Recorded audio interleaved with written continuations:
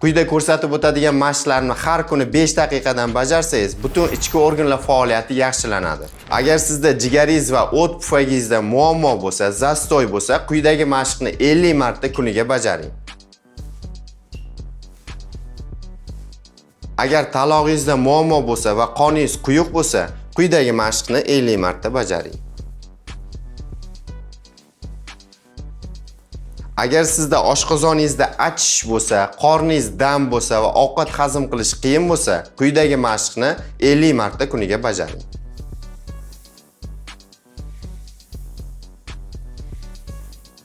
Keyingi mashqimiz esa ko'krak qafasini ochib, nafas olishingizni yengillashtiradi. Bu esa barcha organlarni kislorod bilan ta'minlanishini yaxshilaydi. Bu mashqni ham 50 marta bajarishingiz kerak bo'ladi.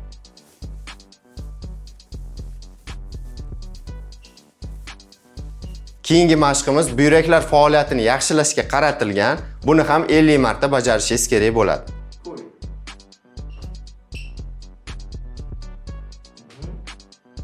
Shu kabi sog'lig'ingiz uchun foydali videolarni o'tkazib yubormaslik uchun kanalimga obuna bo'ling.